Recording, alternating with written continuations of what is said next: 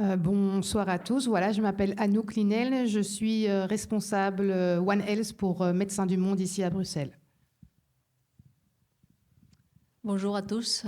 Et bon, d'abord, merci beaucoup à Vétérinaires sans frontières pour nous inviter à la FAO. Et je m'appelle Magali Herranz. Je travaille à la FAO Bruxelles comme officielle d'antenne. Je suis vétérinaire et je travaille aussi à la FAO comme Animal Health Officer. Merci beaucoup. Bonsoir tout le monde, goedenavond. Mon nom est Hilde Deman et je suis la directrice exécutive de l'ONG Search for Common Ground, qui est une ONG qui est spécialisée dans le domaine de prévention et transformation des conflits. Bonsoir à tous, donc Hugues Van Stickel, je travaille à la DGD dans le service Nexus et Fragilité avec un focus spécial aussi sur tout ce qui est localisation, locally led development et de manière un peu plus informelle tout ce qui est décolonisation de l'aide. Merci.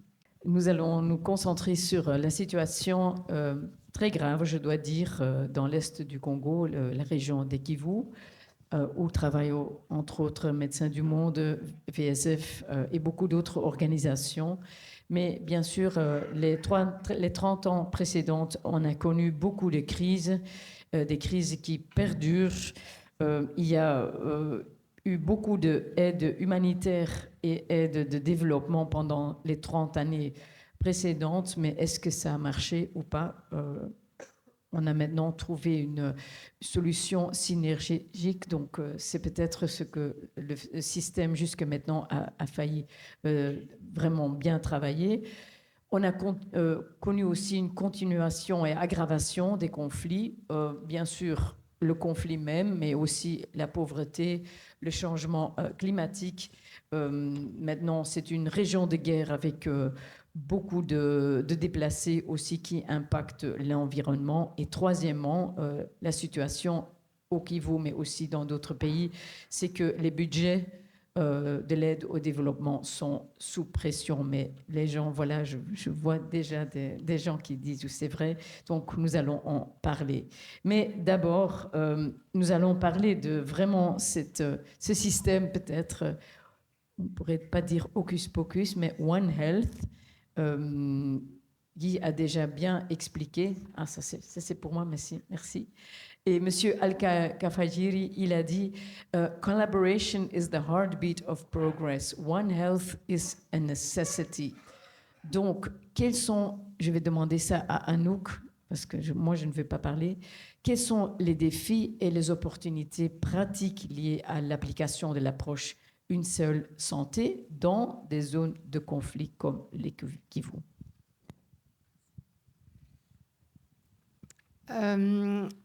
Les défis, en tout cas dans l'approche One Health, on va dire au niveau mondial, c'est déjà la non-communication, la non-collaboration entre les ministères qui sont en fait dans cette approche, qui sont concernés par cette approche. Donc, par exemple, je parle du ministère de l'Agriculture, du ministère de l'Environnement, du ministère de la Santé.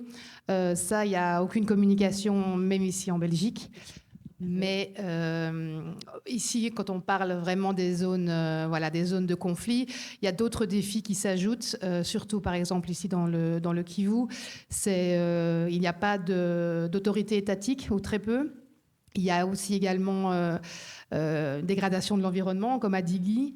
Il y a aussi un problème au niveau de tout ce qui est WASH, donc tout ce qui est accès à l'eau et à l'assainissement. Il y a également un très faible système de santé. Santé humaine et santé animale. Il y a également des problèmes au niveau des maladies infectieuses. C'est une partie, la RDC, l'est de la RDC, c'est le choléra, c'est Ebola, c'est Mpox, comme l'a dit Guy. Et puis, il y a également les conflits qui poussent les gens, en fait, à se déplacer. Donc, il y a vraiment toujours une communauté en mouvement, ce qui est difficile à tracer au niveau des maladies. Donc, ça, c'est pour les quelques défis de la région. Et je vais laisser la parole à Hugues pour tout ce qui est quand même opportunité. Je pense qu'on est plusieurs à pouvoir apporter peut-être aussi d'autres éléments d'opportunité, mais ce que je peux rajouter en termes d'opportunité, c'est ce que One Health crée comme opportunité. Et donc, en s'adressant aux besoins de base des communautés et populations locales, ça libère des potentiels qui donne les possibilités de développer d'autres activités et donc de pouvoir faire venir d'autres acteurs. Donc ça c'est une des grandes opportunités. Et vu l'approche qu'a VSF avec Médecins du Monde dans ces zones-là, c'est une approche qui se base sur les acteurs locaux, en s'appuyant sur les communautés locaux. Donc ils mettent ces communautés au centre des discussions, des décisions à prendre, et c'est eux-mêmes qui décident qui va recevoir l'aide, comment ça va se passer et comment cette personne va ensuite pouvoir aider les autres autour. Donc c'est tout un tissu qui est pensé dès le départ en se basant sur les communautés locales, ce qui permet d'éviter des tensions et des conflits. En plus, donc ça, c'est une des grandes hypothèses. Je ne sais pas si quelqu'un d'autre veut apporter un élément à ça. Je voulais encore demander, parce que vous vous trouvez maintenant dans une région pleine de crises, même aujourd'hui ou les jours précédents, il y a eu des combats entre l'armée de la RDC et les rebelles. Comment est-ce que vous travaillez là-dedans, vous comme organisation? Je peux demander ça sur le terrain, je veux dire. Hein, donc, c'est une question de danger, c'est une question de confiance peut-être. Oui. Bon, je peux commencer, après les collègues peuvent ajouter. Mais bon, c'est une question, franchement, je crois, d'espoir, de dire One Health, c'est vraiment quelque chose qui est sur l'agenda déjà des partenaires internationaux, des partenaires locaux, des partenaires nationaux. Donc, je crois qu'il faut prendre avantage de cette situation pour avancer sur l'agenda. Et on parlait vraiment de la coordination, comme on a dit, on parlait vraiment de la communication, on parle de la capacity building des autorités à tous les niveaux, au niveau national, au niveau local, et franchement de faire un effort ensemble et de faire travailler tout le monde, parce qu'une chose est claire, je crois qu'il y a une seule personne dans les domaines de même soit la santé animale, la santé humaine, l'environnement, qui peut donner une solution pour une épidémie. Alors, il faut mettre vraiment les forces ensemble et bien sûr trouver aussi la façon, d'un point de vue financier, de soutenir les programmes en vue de les ressources qui sont chaque jour plus en plus limitées. Je ne sais pas si quelqu'un de collègues veut ajouter. Oui. Et la confiance de la population locale maintenant dans cette période de conflit vraiment tout au fond, comment est-ce que vous... Oui. Qu'est-ce que vous faites dans je pense justement cette situation? Comme disait Magali, ce qui est important, et je reviens à l'aspect de travail avec les communautés locales, c'est que ce que font beaucoup d'ONG belges et non belges financées par la Belgique et Enabel aussi, pour les rajouter dans la liste, on travaille beaucoup sur le renfort des capacités des communautés sur base des besoins qu'eux-mêmes ont identifiés. On les aide à se renforcer. Ce qui explique que lorsqu'une crise s'aggrave et que parfois les acteurs internationaux doivent reculer, ces gens continuent à pouvoir être efficaces et à travailler dans leur communauté. Maintenant, ça soulève un autre problème sur lequel on est tous en train de se pencher actuellement, c'est le partage des risques. C'est le fait que ces gens-là disent « Ok, on veut bien, on est sur place, on continue à évoluer, mais on fait face à des risques énormes. » Et il n'y a personne pour nous aider ou pour nous défendre. Donc, qu'est-ce que vous pouvez faire pour nous défendre et partager ces risques avec nous? Et ça fait partie des choses sur lesquelles on se penche actuellement. Je pense aussi au niveau multilatéral qu'au niveau bilatéral et ONG. Voilà. Et maintenant, vous parlez de la collaboration entre vous, peut-être aussi, Anouk. Hein. Cette One Health, ça veut dire il y a une collaboration entre Médecins du Monde, VSF, les acteurs locaux. Comment est-ce que vous faites concrètement, pour donner un exemple aux gens qui sont ici, qui veulent avoir une idée de comment vous travaillez ensemble? Donc le projet mentionné là par Guy, donc VSF, Médecins du Monde et l'organisation locale qui est ADMR. Donc on travaille en fait en partenariat. Médecins du Monde, donc c'est tout ce qui est la santé humaine.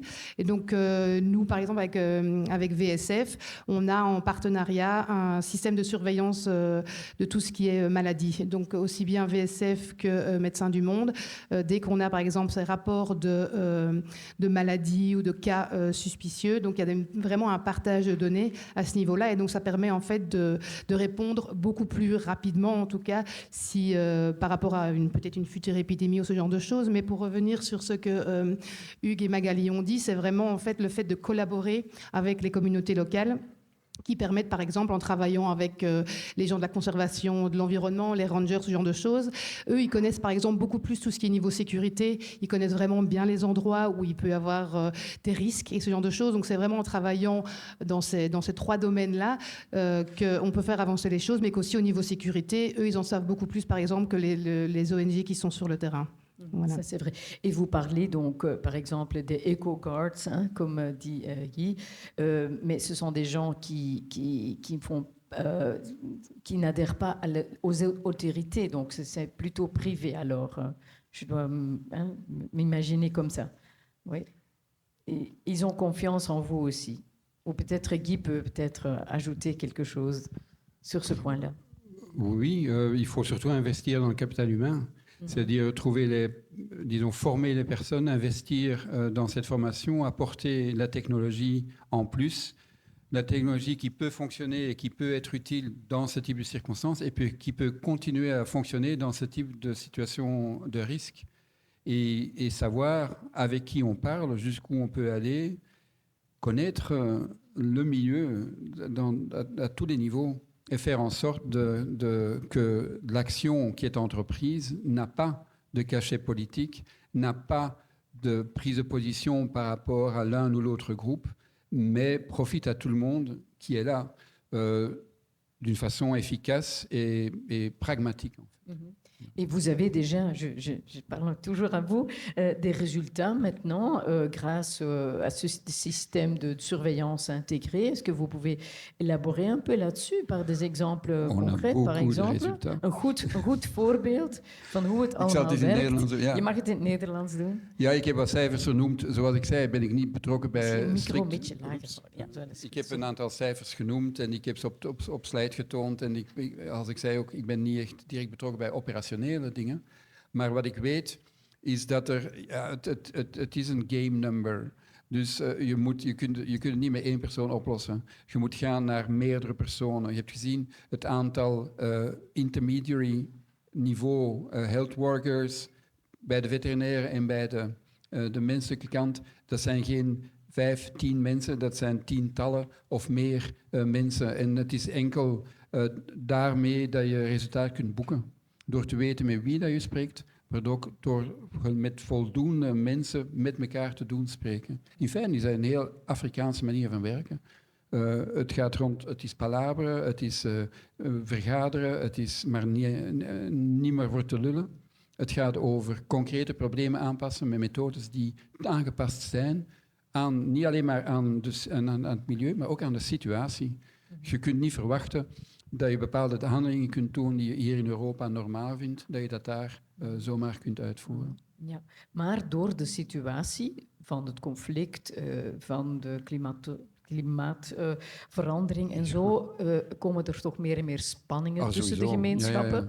Ja. We spreken bijvoorbeeld over het bushmeat, we spreken over de stroperij, over de veehouders tegenover de landbouwers.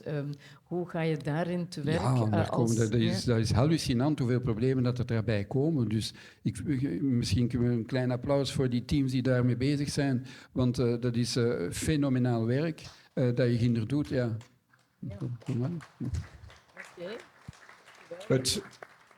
Ik kan voorbeelden geven in West-Afrika, waarbij het in bepaalde landen nu onmogelijk is om dat niveau aan te leveren, omdat het gewoon te gevaarlijk is om daar naartoe te gaan in bepaalde gebieden.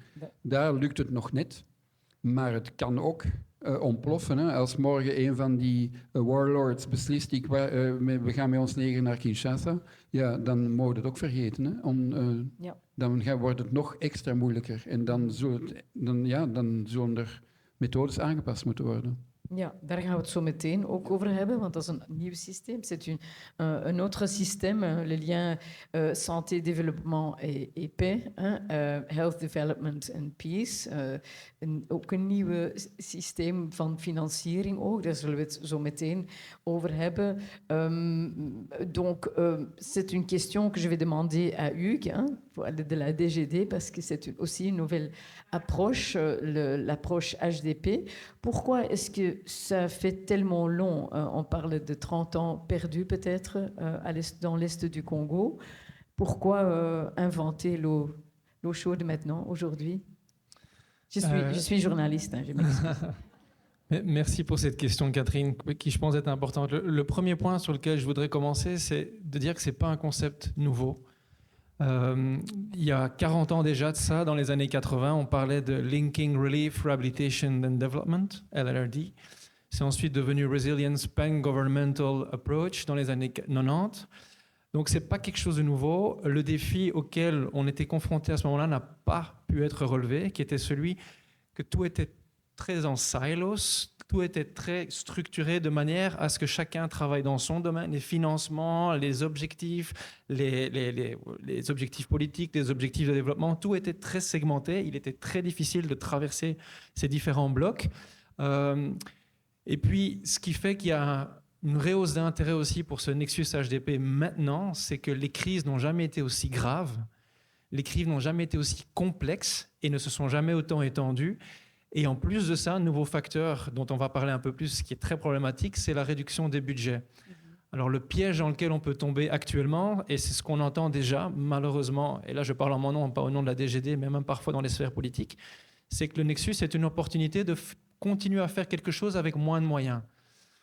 Ce n'est pas l'objectif et ça risque de frustrer aussi certaines intentions qu'on a avec le Nexus. Le Nexus, c'est vraiment l'objectif, c'est de traiter les causes profondes de la fragilité. Et donc de mettre ensemble tous les acteurs, de les faire collaborer, se coordonner, se complémentariser pour augmenter l'impact et travailler sur les causes profondes qui affectent les populations pour lesquelles on est sur place. Mais ça peut être une bonne intention maintenant, maintenant qu'on parle, at this moment. Il y a le président Trump qui a les présidents de la RDC et Rwanda chez lui.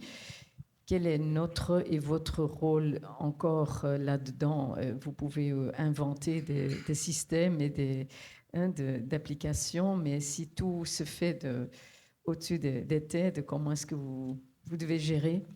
Je sais que c'est une question très difficile, je m'excuse. C'est une question très difficile et je pense que pour avoir un impact à tel niveau, au macro-niveau, il est nécessaire d'avoir le soutien des politiques. Le politique joue un rôle clé, c'est clair. Maintenant, on sait que dans une certaine mesure, ce soutien n'est pas total ou il y a d'autres intérêts parfois. Donc, à nous, notre rôle maintenant, c'est d'essayer de trouver ces micro-poches dans les territoires, de trouver au sein des autorités locales, au sein, par exemple, quand on parle des Kivu, l'RDC, les Mwami, sur place, les leaders locaux qui, eux, ont réellement envie de faire quelque chose pour la population. Ouais. Et donc, il est clair qu'on ne va peut-être pas solutionner tout le sud Kivu, tout le nord Kivu, mais si à tel endroit, dans telle région, on parvient à changer les choses, 40 km plus loin, 30 km plus au nord, on parvient à créer des poches, ça nous donne quand même toujours plus d'opportunités de créer des liens aussi entre ces poches et d'aller toujours plus loin. C'est de là-dessus qu'on part pour continuer à rester engagé et motivé en sachant que pour aller plus haut, il y a bien sûr nos politiques. Mais on reste optimiste grâce à ce genre de travail et d'approche beaucoup plus micro. C'est ça. Et je crois que Hilde demande Search for Common Ground. J'espère que vous êtes toujours optimiste. Je connais votre travail là-dedans aussi. Et vous travaillez aussi avec des mouvements de jeunesse, la société civile. Comment est-ce que vous faites alors? Déjà pour dire, quand on rejoint Search for Common Ground, la première chose qu'on vous dit le premier jour, c'est qu'il faut avoir de l'espoir. Le moment qu'on perd l'espoir, on n'arrive plus à faire ce travail qui est très complexe, qui prend beaucoup de patience, qui prend beaucoup de 2 pas en avant et un pas en arrière. Donc ça, c'est vraiment quelque chose qu'il faut garder l'espoir. Et on garde l'espoir parce qu'on voit qu'est-ce qui reste possible au niveau local et combien d'acteurs qui continuent à travailler pour la paix du jour au jour, même dans des contextes hyper compliqués, comme l'Est du Congo, comme le Sahel. On travaille aussi dans des pays comme le Yémen et l'Afghanistan. Et on voit comment nos collègues et nos partenaires, tous les jours, se lèvent pour faire ce travail. Et c'est ça qui donne de l'espoir. Donc c'est pour ça que je reste optimiste. Et pour rebondir un peu sur le point que Hugues disait, bien sûr, on suit de très près tout ce qui se fait, que ce soit par le gouvernement Trump, que ce soit par le gouvernement du Qatar, que ce soit par d'autres acteurs européens et non européens, pour aboutir à un paix durable dans la région. Ce type d'accord de paix est absolument clé, mais ce n'est qu'une première base. Ça crée une ouverture pour avoir un cessez-le-feu, et ça, c'est extrêmement important pour mettre un arrêt aux violences aiguës. Au même temps, je pense que un des grands problèmes qu'on continue à s'affronter en RD Congo, c'est que tant que cette paix n'est pas inclusive et n'est pas portée par la population, ça va toujours retomber en arrière. Et une chose que nous, on voit, et là je fais le lien avec la question que tu as soulevée, Catherine, en termes de coupure du budget, on constate aujourd'hui qu'en fait, il y a beaucoup d'efforts, il y a différents processus de paix pour l'Est du Congo qui se font. La population locale a très peu d'informations sur cela. Et donc, ça crée un environnement où il y a beaucoup de rumeurs qui se propagent et les gens ont beaucoup de difficultés à avoir accès pour savoir, oui, mon président, il est à Doha, mon président à Washington, qu'est-ce qu'il est en train de négocier, qu'est-ce qu'il est en train de dire et tout ça. Et je fais le lien avec les coupes budgétaires parce que, par exemple, un de nos programmes à l'Est du Congo, on est présent au Congo depuis 30 ans, un de nos grands programmes à l'Est du Congo, c'était tout un réseau de radios communautaires qui était financé par le gouvernement des États-Unis, le département des États-Unis, qui, au moment mars-avril, qui a eu un énorme accroissement des violences à l'Est du Congo, a été mis complètement à plat. Et donc, les gens avaient besoin de ces informations à travers les radios communautaires pour au moins savoir est-ce que je peux encore sortir de chez moi aujourd'hui? Est-ce que je peux envoyer mon enfant à l'école ou pas? Et c'est tombé à l'eau. Et ça a mis les gens et les communautés beaucoup en danger. Et c'est là qu'on voit l'impact très direct des coupures budgétaires. Mais elle existe encore, hein, les radios communautaires. Absolument, Nous travaillons ensemble, absolument. même nous avec Oui. la radio La Prunelle, par exemple, à Bukavu, que nous Tout à fait. soutenons aussi avec un fonds. Hein. J'allais dire, nous sommes tous des Belges ou des Européens ici. On parle de la communauté locale. Je vois dans la salle une amie à moi, mais qui fait partie du mouvement Lucha. Je ne sais pas si tu veux venir ici, hein. Rebecca, tu es là maintenant. Tu n'oses pas? Parce que je crois peut-être il est très nécessaire de donner aussi la parole aux Congolais même. Nous parlons de Sud Kivu, des Kivu, mais qui sommes-nous de parler de tout cela? Je ne sais pas si tu oses venir ici, hein, Rebecca. Hein, tu as aussi... ça va pour le public? Si je demande... Hein, ça fait... Oui, vraiment. Elle est très connue, en fait. Salut, Rebecca, viens ici. Voilà.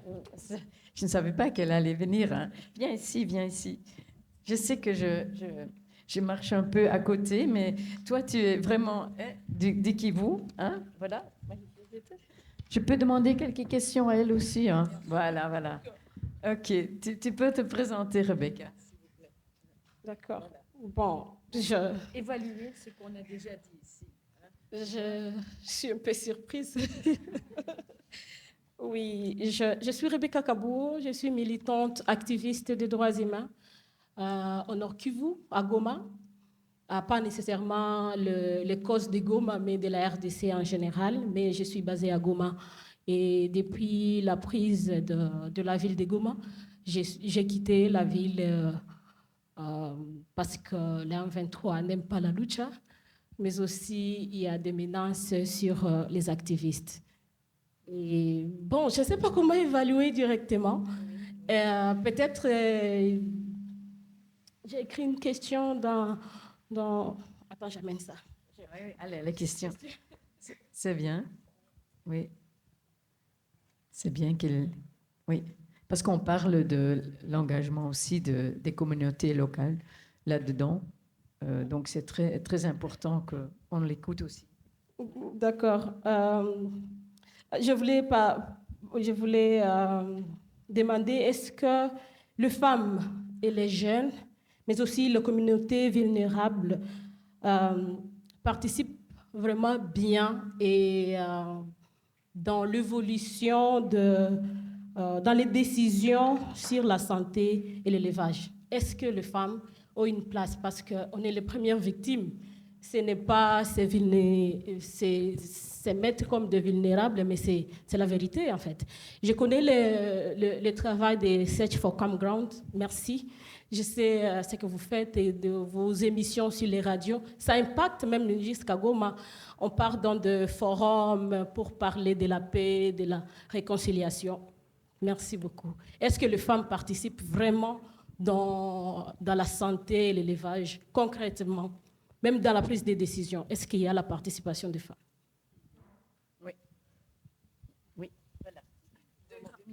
Bon, oui, je peux commencer peut-être oui, en disant que, en fait, dans les programmes que la FAO à RDC, on a ce qu'on appelle le Dimitra Club, où les femmes vraiment jouent un play a key role, un jeu essentiel.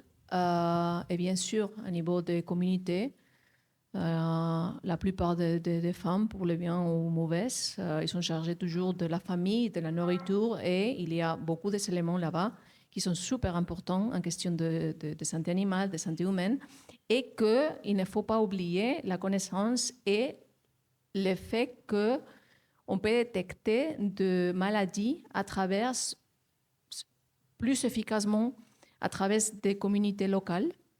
Parce que vraiment, c'est les communautés locales qui va voir le problème le premier. Alors, s'il y a un problème de santé avec les enfants, c'est la femme qui va détecter probablement ce problème avant que quelqu'un d'autre, qu'un docteur.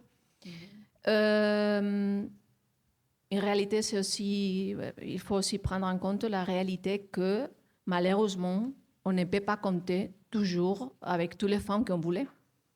Pour une question culturelle, probablement.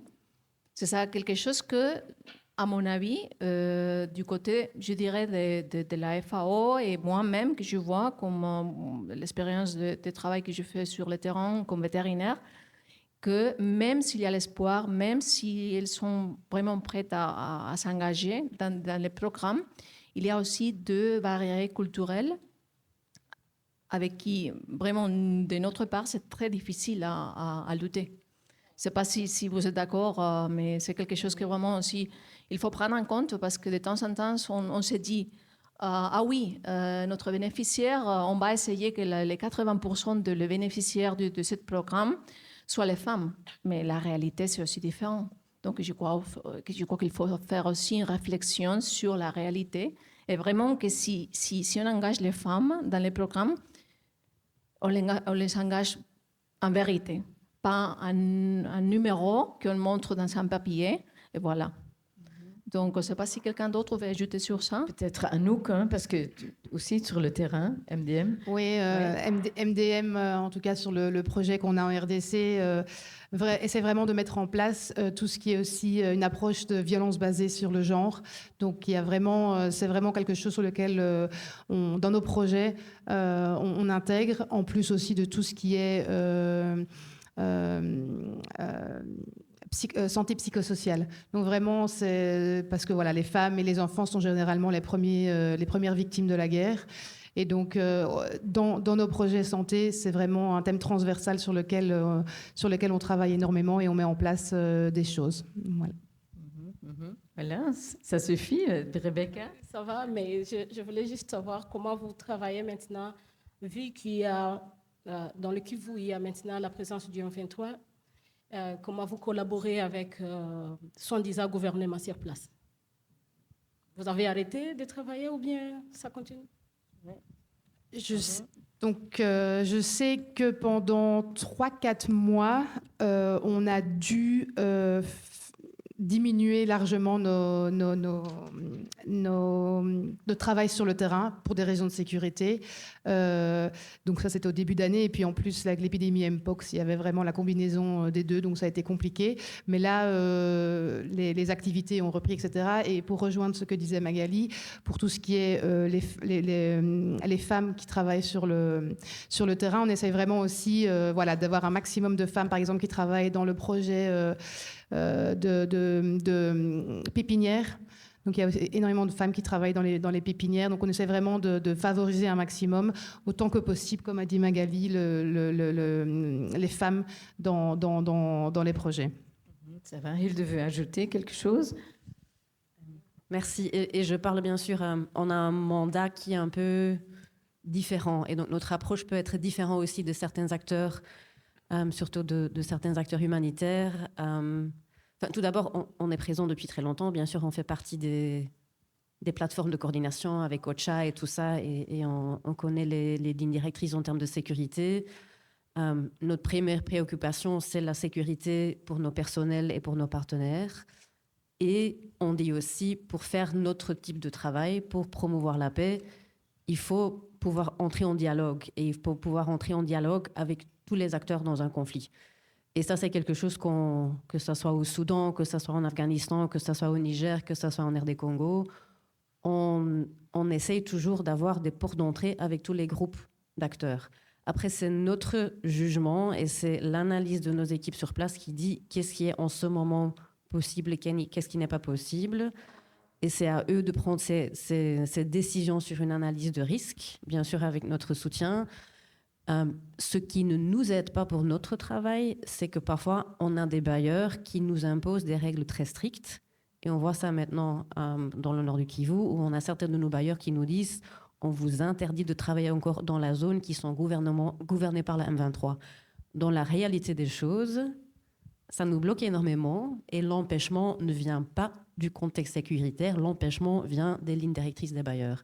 Et ça, c'est quelque chose sur lequel j'attire l'attention parce que ça, c'est un dialogue que nous, on a avec nos bailleurs et on arrive de temps à autre de faire bouger un peu des needles, pour ainsi dire, mais c'est un dialogue continu avec les bailleurs. Enfin, on a eu la même chose en Afghanistan où quand le Taliban a repris le pouvoir, on a eu pendant des mois des programmes gelés, tandis que nous, on disait, on arrive, on a encore accès, on est dans les provinces, on peut travailler, on peut même avoir des femmes dans nos activités, mais c'était au niveau des bailleurs que ça bloquait. Donc ça a pris tout un plaidoyer, une démarche pour les convaincre qu'on peut continuer quand même. Et ça, c'est quelque chose que je vois maintenant pour l'Est du Congo qui devient de plus en plus urgent. Oui. Ah, ça va. Et aussi pour maintenant tout ce qui est négociation de paix, on oublie souvent aussi, j'ai encore fait un débat sur le Soudan, d'impliquer les communautés locales là-dedans. On parle d'armes, on parle de la politique, mais pas des citoyens et des mouvements de citoyens. C'est pour cela que je voulais impliquer Rebecca là-dedans. Est-ce que ça va? Est-ce qu'on t'implique assez bien dans leur système, comme One Health, comme les nouvelles approches ADP, ou est-ce que tu as aussi encore quelques avis à eux? Non, ça va. Et courage pour le travail. C'est pas facile de travailler dans une zone là où il y a toujours des guerres. C'est pas du tout facile, mais peut-être une suggestion de faire autonomiser la population.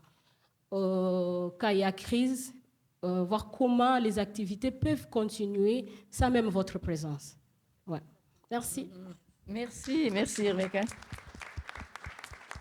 C'était le message essentiel de la fin. Ouais, exactement, je voulais remarquer sur ça, franchement, parce que ça c'est quelque chose sur lequel on travaille, je crois que tous ici, pour faire vraiment que les pays sont vraiment en l'ownership de ce qu'on arrive à faire, mais de l'autre côté, on voit que, et ça c'était une discussion avant de commencer les panels, que malgré les années qu'on fait l'aide humanitaire et l'aide au développement, les problèmes continuent. Donc, qu'est-ce qu'on fait?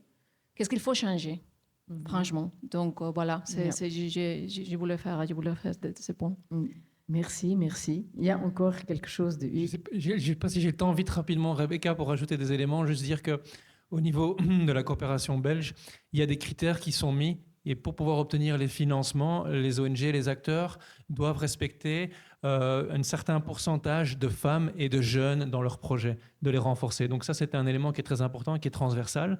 Et un autre élément, pour revenir à ce que tu disais, si on est encore présent, officiellement pas toujours, officieusement on l'est encore, comme je l'ai dit, avec les populations locales, avec les acteurs locaux qui continuent à travailler dans des conditions de conflit, mais on revient à ce que je disais, ces gens sont exposés, sont en danger. Et donc, ce qu'eux nous demandent, qu'est-ce que nous, on peut faire pour partager ces risques, pour continuer à la protéger de l'extérieur, pour qu'ils puissent continuer à travailler. Ça fait partie des choses sur lesquelles on a encore beaucoup travaillé. Merci. Est-ce qu'il y a encore d'autres questions de la salle? Maintenant que vous avez l'opportunité, la chance de pouvoir demander des questions, comme a fait Rebecca. Elle a été très courageuse de venir ici. Zijn geen andere vragen meer aan het panel? Je mag ze stellen. We hebben nog 5 of 10 minuten. Niet bang zijn. Wij zitten hier op het podium, u niet. Hè? No. Niemand nog iets toe te voegen? Ja, zegt u maar. Oui, vous dites. Oui.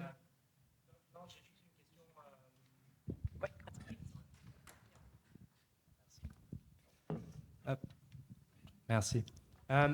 J'avais une question pour Anouk. Il y avait un moment où vous parliez du système de surveillance entre MDM et VSF et le partage de données. Vous avez mentionné ça rapidement sur une discussion. Est-ce que vous pouvez fournir certaines informations, essayer de comprendre ce qui se passe, notamment dans vous parliez des spillovers au début, donc qu'est-ce qui existe aujourd'hui en partage de données pour des maladies comme Mpox, où on peut avoir des données de santé humaine, mais aussi de santé animale. Voilà, quelques précisions à ce niveau. Je vais essayer de répondre. Donc, par exemple, dans le cas de Mpox, c'est pas une maladie. Comment est-ce que je vais dire c'est bien une zoonose, mais donc ce qui s'est passé, c'est que en début d'année 2025, il y a eu le début d'épidémie de Mpox dans le sud Kivu, et je sais que MDM a pu 3-4 mois à l'avance voir en fait qu'il y avait un début d'épidémie en récoltant justement grâce aux communautés locales en fait des symptômes. Donc voilà, donc c'est vraiment à partir de la population locale avec elle qu'on peut en fait déterminer que ok, il y a des choses qui se passent et il y a des choses qui se passent, et donc vraiment on peut reporter ça au niveau local. Donc ça c'est vraiment grâce à la population locale. Après pour tout ce qui est au niveau animal, je vais peut-être laisser la parole à Guy. Mais la réponse est dans les community animal health workers qui sont en contact.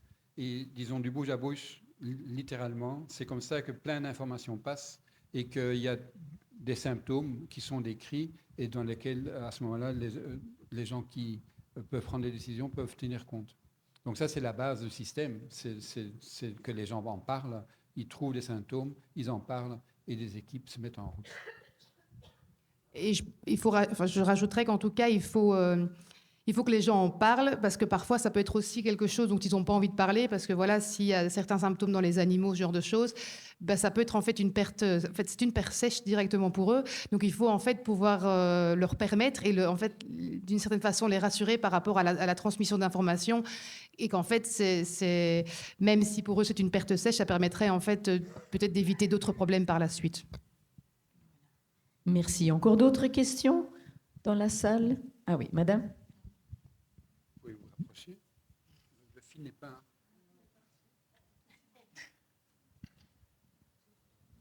Comment est-ce que vous arrivez encore à former sur place les personnes qui seront capables de prendre la relève? Parce que je crois que c'est aussi un souci de Vétérinaires sans frontières.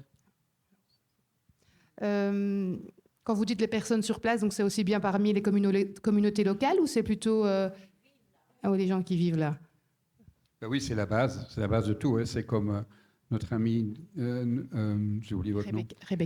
Rebecca a demandé à la fin, c'est autonomiser, c'est-à-dire que les community animal health workers, donc les personnes qui sont à la base de tout ça, c'est toutes des personnes locales, c'est des femmes et des hommes de là-bas, et une grande partie des financements sert à former ces gens et à les accompagner, à créer une habitude de type d'activité et dans l'espoir d'autonomisation le plus vite possible. Oui, tout à fait.